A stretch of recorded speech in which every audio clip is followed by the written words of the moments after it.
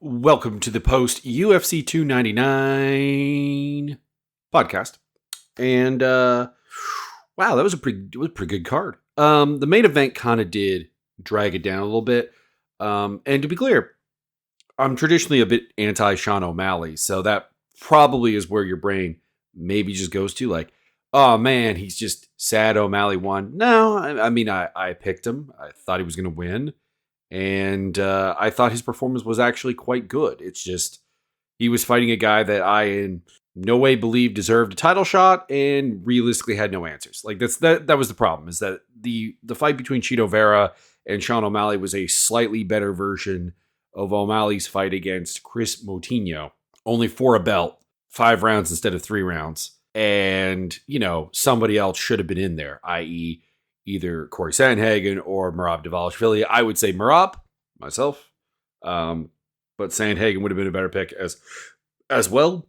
And instead we get someone in the Discord put out, and I think I've made this point before as well. We essentially got the Michael Bisping, Dan Henderson for the title in 2024 featherweight edition. Or bantamweight edition. Pardon me. That is essentially what we got. And Chito got pieced up, got beat up, got outlanded insanely. 236 strikes to 89 significant strikes. I don't think that there was a round he didn't get doubled up in. Nope, he was doubled up in every single round in significant strikes. 27-9, 51-16, 35-17, 56-26, and 61-21.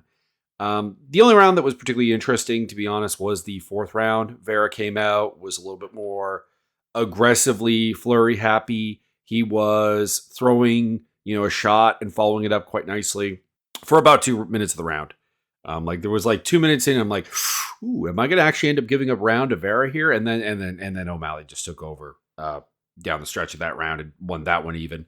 And then, put the beating on him in the 3rd round.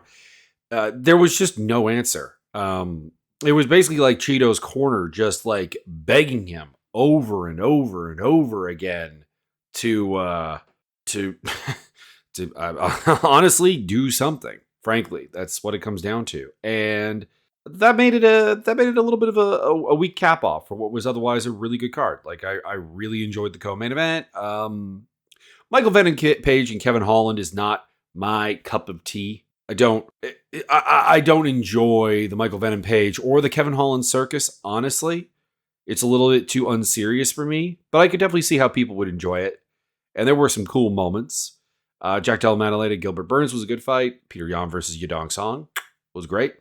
Curtis Blades versus Gelton Almeida was, to a degree, what I feared when they made that matchup. Macy Barber versus Caitlin Sermonara was fine. Gamrot Dos Anjos was fine. Phillips versus Munoz was pretty damn good. Lins versus Kugalaba was simultaneously less interesting, but also more interesting than I honestly thought it was going to be. Michel Pereira put on a heck of a show with Michael Oleksiejczuk. Robelis Despain got a knockout. So, there you go. I still have incredible, limiting thoughts on him, but we'll get to that. Asiu Almabaya versus CJ Vergara, that was fun. And JoJo Wood had a retirement fight against Marina Moroz that I missed the first round of because I had the wrong time written down. But the 2nd and the 3rd round were quite good. So, and I'm told, and from the numbers, it appears that I have not rewatched the first round because, frankly, it appears that Moroz took down JoJo and controlled her. We'll get to that in more depth. But, otherwise, a very, very solid card. Just a main event that felt a little bit flat. And it's not the anti-Sean O'Malley thing. It's just this doesn't feel like how this division should be. That's the feeling I have. It shouldn't be about Marlon Chito Vera coming off of a loss 2 fights ago at 50-45 at best, lost to Corey Sandhagen getting a title shot. That's just the problem. And I think I said that coming in is I wasn't super hyped for the main event, but it was exciting enough. We also had, of course, Donald Trump in attendance because, of course, this is the UFC. We are in Florida. We have to bring out the Republican stars and then, yell at anybody about, bringing politics into the sport when it doesn't suit our needs. I've said this again. I'll be very, very clear here. The UFC has always catered to right-wing politics, frankly. Always has. And it makes sense. It aligns with their business interests. I don't expect that to change. That would be kind of bad for them, frankly. I get it. But specifically with like Bloody Elbow going under and so on, and like usually that being like explained by like people not liking politics and fighting. We had a like 5-minute intro for Donald Trump. We had Candace Owens, a literal political commentator, literal conservative commentator, on screen, shouted out. I've never been a big fan of like any of the celebrities in the crowd tonight bits. I don't care for them. I do not care for them. And it doesn't matter who the celebrity is. Like there could be athletes I like, musicians I like, whatever. I mean, like I get showing the fighters in the crowd and seeing crowd reaction. That can help you with promotion. Who's hot right now? We have a sample size of 20,000 people. Why not find out? But yeah, I don't know. That also left a bad taste in my mouth. Also, just like, I don't know what they were thinking with some of their attempts to promote O'Malley for this fight, because early on in the fight night, they were like, Sean O'Malley has the highest significant strike accuracy in bantamweight history. And that sounds great. The problem is they didn't leave it at that. They like put up like the top 5 all time. It's like Jack Shore, Chris Gutierrez, Orichi Lang, Montel Jackson. It's like, what are we doing here? What the heck are we doing here with this one? Because like none of those guys are going to be fighting for a title. Like they're all not ranked. I mean, it's almost like, just throwing it out there, if you put someone in there with Chris Moutinho and a couple other guys who really can't defend strikes at all, they'll hit them a lot. And that sadly did include this main event with Chito Vera. So there is that. After the fight, because I have nothing else to say about this main event fight. After the fight, Sean O'Malley called out Ilia Topuria for a fight in Spain, I guess. And no, I'm not interested. I'm not interested in champ stuff when you have essentially 2 champions with 0 title defenses. Essentially. Because Topuria literally has none. He just took the belt off of Volkanovski. He should have to defend his title before we even consider putting him in champ stuff. And O'Malley, this was his first defense. And of course, I think I've more than adequately conveyed how I feel about this title defense. It doesn't even really count. Like Joe Rogan had the whole thing of like, well, they say you have to defend the belt before you're the champion. And I don't really believe that kind of stuff. Like, you're the champion. But like, it's like, yeah, but he still hasn't done that. Like he fought a guy coming off a win over Pedro Munoz at a loss to Corey Sandhagen. Munoz was on this card. It's worth noting. Was on this card fighting Kyler Phillips on the prelims. That's how much beating Pedro Munoz should actually mean. Anyways, I'm going to stop griping about this fight and give you my actual thoughts of who's next. O'Malley versus Merab. You promised Merab the title shot. You have to deliver on it. And for Marlon Vera, I've got Jonathan Martinez penciled in. Although, to be honest, you could do something like Petr Yan, because earlier in the night, Yan won. We'll get to that later. But I did kind of realize that I'm really kind of lacking a opponent for Petr Yan. So you could do Vera versus Yan. But I do like that Vera Martinez idea. I do. Dustin Poirier versus Benoit Saint-Denis. Now, apparently Benoit Saint-Denis was on antibiotics for staph coming to this fight. He is trying to play that up as part of why he lost, essentially. But reality thing here is I don't think we saw anything particularly different from Benoit Saint-Denis here. I thought his pressure looked really good. His close in striking was good, like the clinch stuff. When he was able to land elbows and knees and stuff like that, was actually very, very good. He got a bunch of takedowns because Dustin Poirier is allergic to defending a takedown with anything but a guillotine choke. It was 3 for 7, for the record. And I thought Benoit Saint-Denis obviously won the first round. He heavily outlanded Poirier. But Poirier, when he threw, was landing. Like, he landed 92% of his strikes in the first round and 76 in the second round. Whenever this was at, like, range or, like, kind of at the outside of the pocket, Poirier was lighting Benoit Saint-Denis up. He was taking him to school and giving him the beat down. Frankly, that's all there is to it. He was, I don't even want to say exposing, because like I honestly thought that this was the problem with this fight to begin with, is that like Benoit Saint-Denis is a guy who fights in a manner of a guy who's never been finished. Yeah, in the second round, Poirier started to actually get to land his stuff and eventually just melted Benoit Saint-Denis, put him down.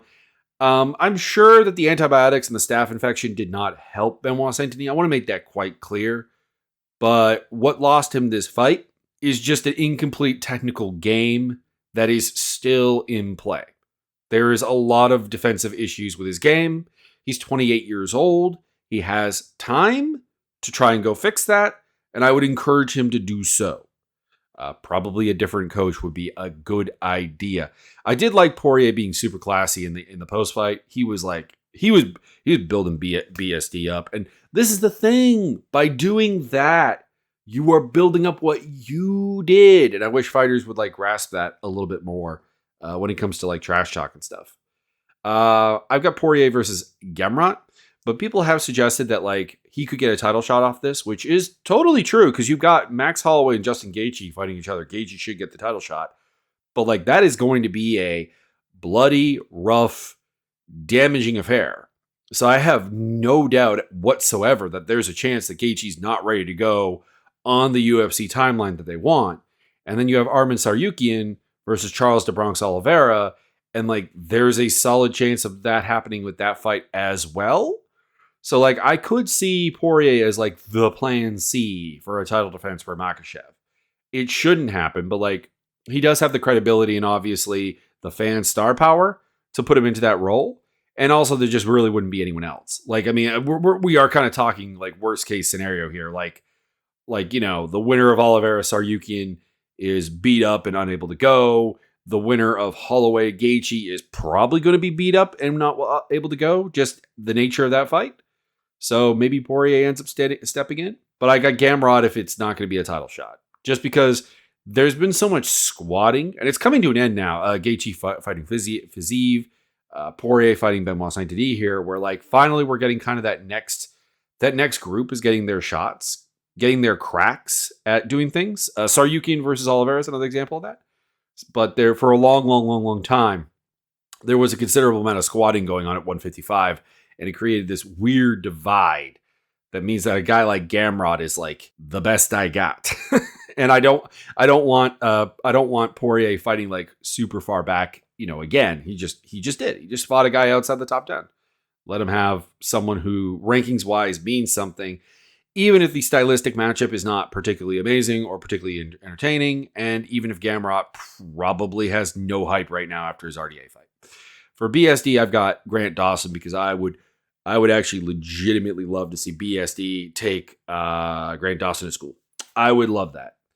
Joanna and Jacek is going into the Hall of Fame. We had a nice package for that. That's good to see. No arguments whatsoever on that Hall of Fame induction.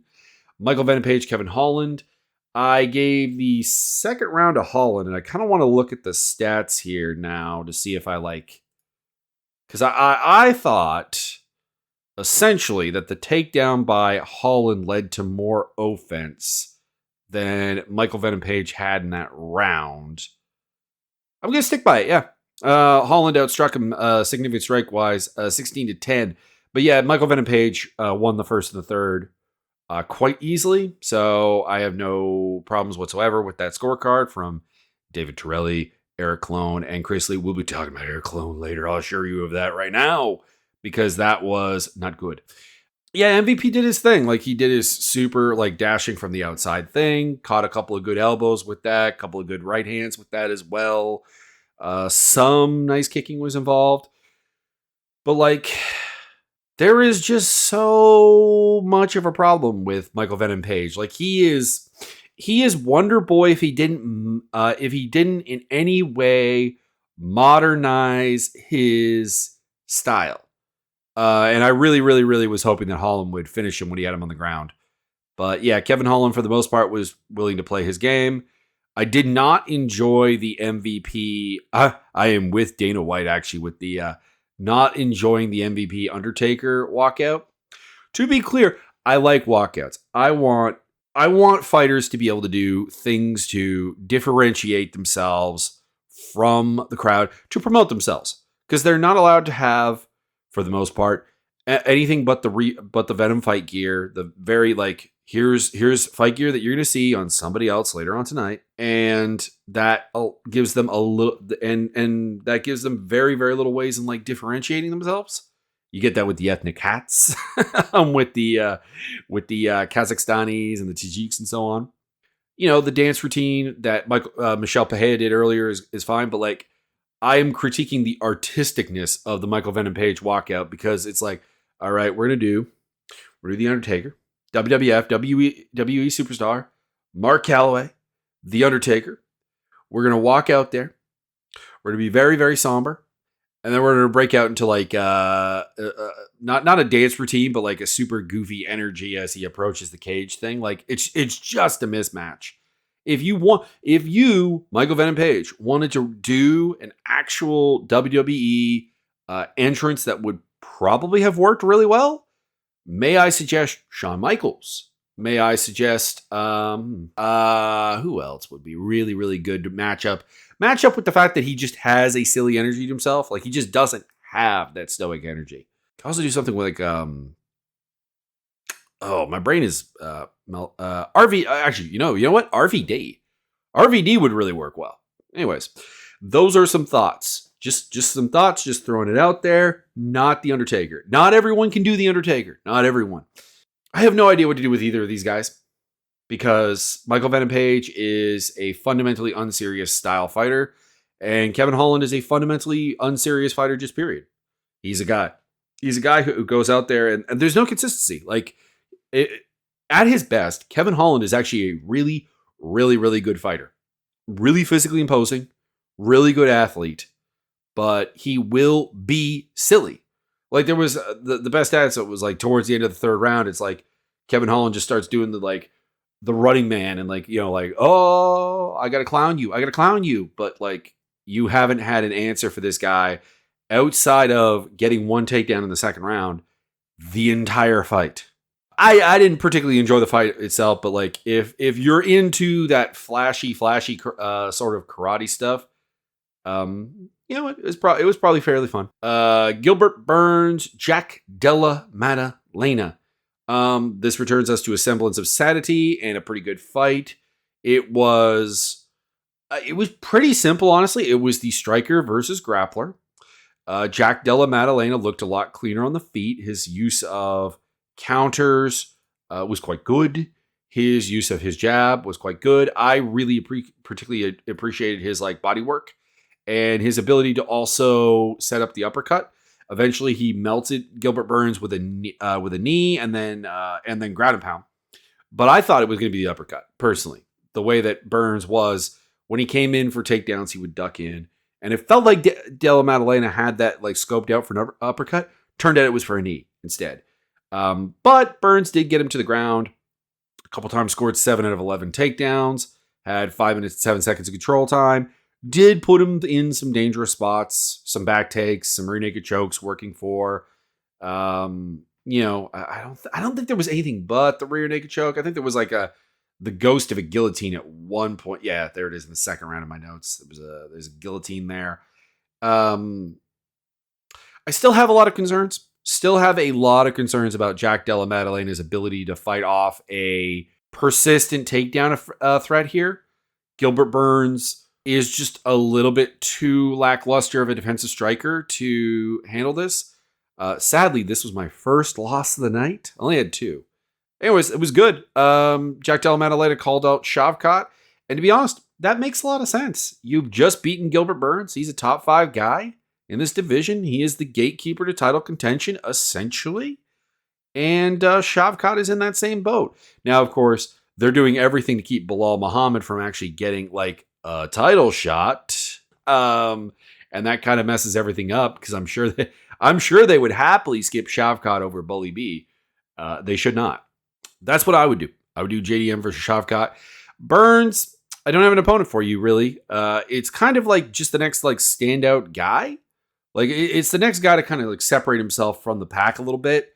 Come out here. You could also do something like Sean Brady, but I don't know. Anyone that's kind of willing to is ready to step up into like that not necessarily like top 5, but like I don't know, maybe like top 6 or 7 in the division. That's Burns' next opponent. That was the first fight that Trump saw.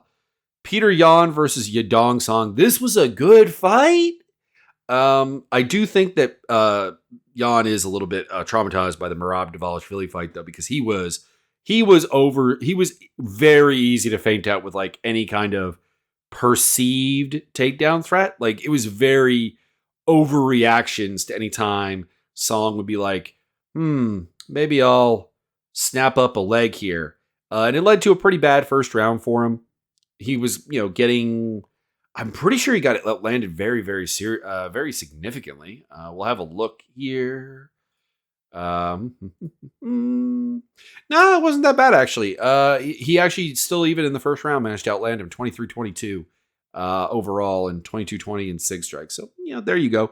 I guess it just kind of felt like a worse round for him. It felt like Yadong was working a really, really, really solid like jab game, and maybe it was just the overreactions of Yan. Maybe some bad moments where he kind of backed up, but like.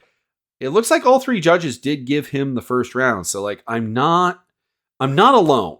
I'm not alone in thinking that Song did a really good job then. But like in the second and the third round, Yan really got it going. He shut down the takedowns. Song went 0 for 6 after the first round. He went 1 for 8 overall. And he started to really, I hate to say this because like the Yan fans are really annoying about this, but the Yan haters, I'm sorry.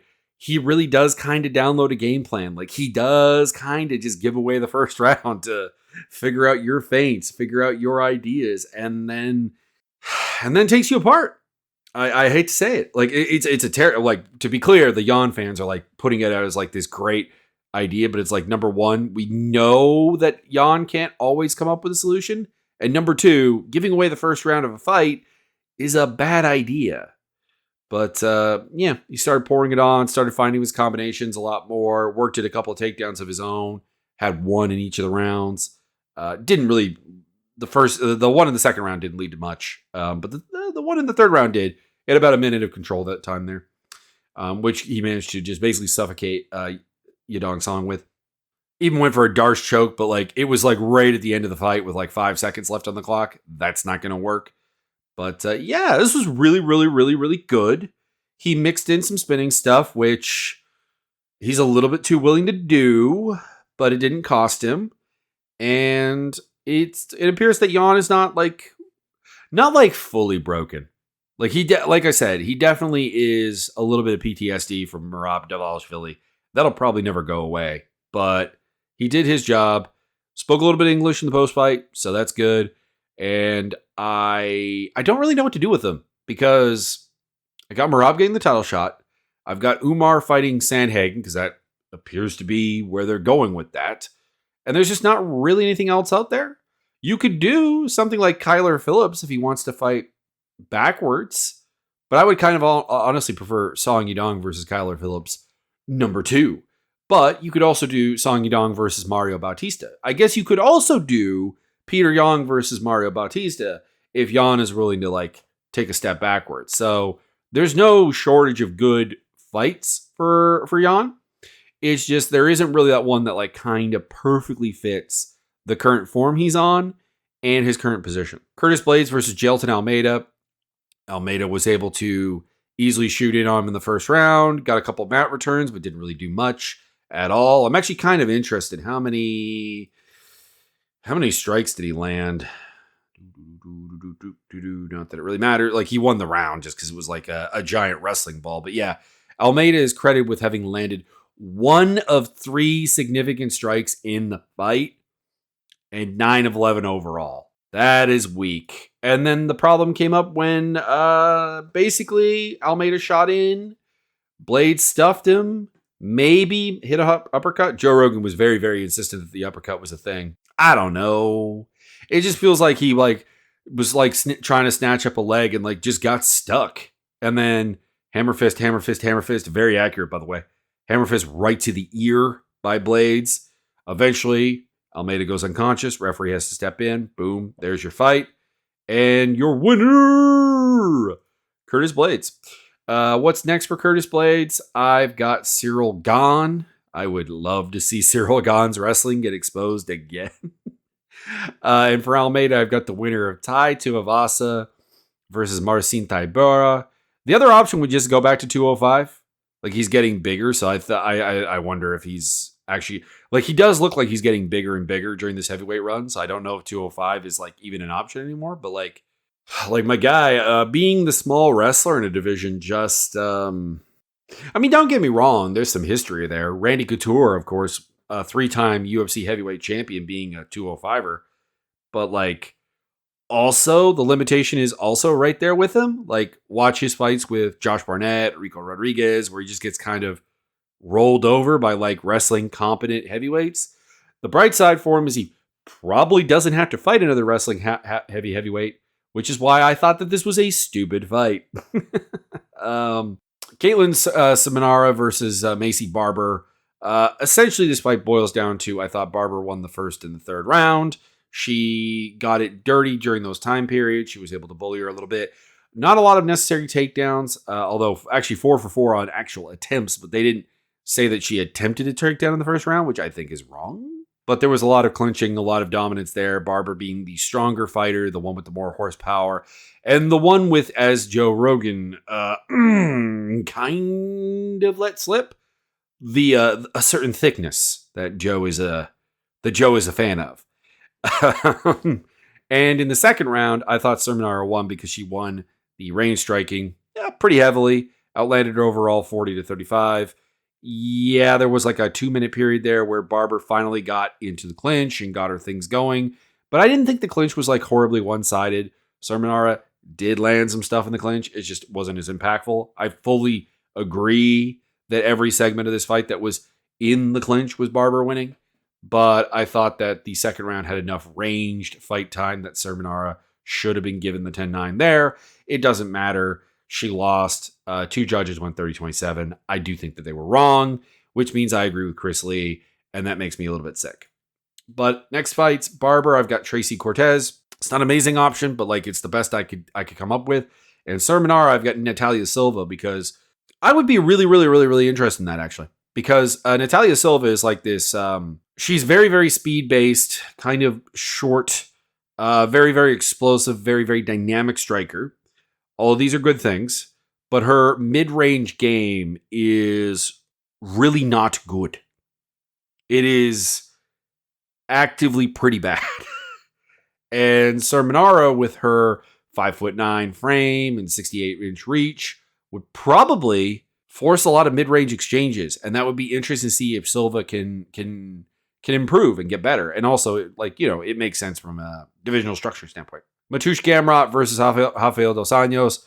Round 1 was Dos Anjos actually doing pretty good and actually rocking Gamrot a couple of times. Managed to keep the takedowns off a little bit at that point.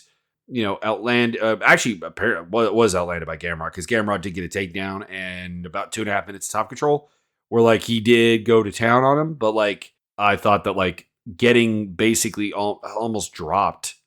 Dos Anjos had a knockdown in the first round, and somehow Judge Eric Colon still gave it to Gamrot. You, sir, have made the list.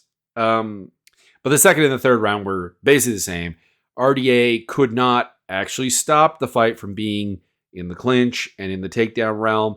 Yes, Gamrot wasn't able to get a lot done with it. It was just basically control time. He went 11 for 19 for 7 minutes of top control. That is pretty weak. Ironically, his most effective takedown was the one in the first round. In the second and third, he had nothing that even was close to that. But at the end of the day, RDA wasn't able to get his offense going. And it's kind of was what I was thinking, is that RDA has been a guy who has been the grappling aggressor in almost all of his wins. And when you take that away from him, I don't think he's that good. Gamrot and Poirier, like I said, and I would say give RDA to Paddy Pimblett. Make that happen, please. Give him the former champion. It'd be fine. It'll be fine. It won't hurt him at all. Pedro Munoz versus Kyler Phillips. I gave all 3 rounds of this fight to Kyler Phillips. Essentially, he was, I think, the busier fighter throughout. Again, we will have a look here. But yeah, 55-19, 32-20, and 27-13 in significant strikes. Not even close. 114-52. The problem is just that Munoz is just so hittable. Like, Munoz goes out there and he's, he'll throw a good entry punch, whatever, jab, low kick, and that's pretty good. But then he'll get hit with like 3 or 4 back. And Phillips, there were a couple of moments where Phillips was starting to do his like super lateral circling the cage, and it allowed a lot of low kicks to come into play. But for the most part, when he was willing to change it up, to be dynamic, to not just be lateral, but also be in and out, he was able to basically work behind his jab and just make the volume count. Make the volume and the creativity count. Because Munoz's boxing is not that variable. It's not that creative. It's not that diverse. And in the end, Kyler Phillips got an excellent win. Phenomenal. It simmered down a little bit in the second and the third round, but hey, it was still a pretty good fight. I've got Phillips against Yadong Song 2. There is also that possibility of doing the Petr Yan fight. And then for Munoz, I've got Montel Jackson. By the way, second Montel Jackson shout out on a card that he is not actually on. Felipe Lins versus Ion Cutelaba.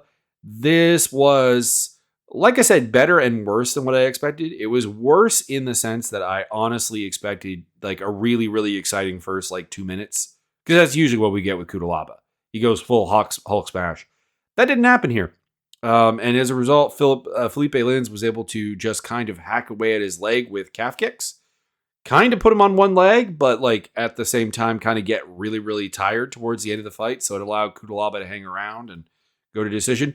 I did score the first round for Cutelaba, but looking at the stats, I won. I second guessed myself on that because it was like a 10 strike difference, and obviously the biggest damage was to the legs. I was just maybe a little bit in love with the fact that Cutelaba's strikes upstairs were a little bit better. That being said, all 3 judges did give Cutelaba a round, and I have to imagine it was the first one because I didn't really ever get his takedowns going on. In fact, he only attempted one apparently. Got taken down twice down the stretch, and Lins outlanded him every round. So I don't know. Felipe Lins is a little bit old to really build anything off of, but you could put him in there with Vitor Petrino because Vitor Petrino is a big old bully, and Lins is pretty hard to bully. So, that would be interesting. And for Ion Cutelaba, I've got Rodolfo Bellato, but I honestly wouldn't be surprised if he just gets cut. Like, he does have a lot of losses. Like, it's a lot. Like, it's been a rough time for the Moldovan MMA pioneer here. But yeah, he is 1-4 in his last 5, and actually in his last 10. Kind of interest in this. 1, 2, 3, 4, 5, 6 losses, 1 draw, and 3 wins. And if you go back to his last 11, there's another loss there. Now, the losses are all the good people. Obviously, Megan Medic live twice, Glover Teixeira, Ryan Spawn, Johnny Walker, Canadian Tekchu. Like, Felipe Lins is the worst guy on that list. But his wins are over Tanner Bozer, who's not on contract anymore. Khalil Roundtree, back when Roundtree was very, very inconsistent. And then Devin Clark, who's just not very good, despite the fact that he has all the physical ability in the world to actually be good. But, yeah, that's about it, really. I would still have him fight Bellato. Keep him around. 205 is not that deep. He is athletic, if nothing else. He is a good barometer for how breakable opponents are. And then speaking of breakable, Michel Pereira just beat up Michael Oleksiejczuk like really quickly with the body shots and then the rear naked choke with no hooks, baby. He had the celebratory dance. He had the intro dance, which was, I thought, a notable improvement over what we got with the entry later on of one Michael Venom Page. And Peje, against all of my expectations, every one of my expectations was that Michel Peje would just flame out. That his style was too inconsistent. That his fighting that while he had every physical tool in the book, he was inefficient with it and just dumb. Like it was flash over substance quite repetitively. And the flash is still there. The inefficiency is still there. But enough of a structure has been beaten into him, frankly, that at middleweight, he's actually pretty damn good. He's actually going places. I've got Chris Curtis next for him. And for Oleg Sajik, I've got Christian Leroy Duncan.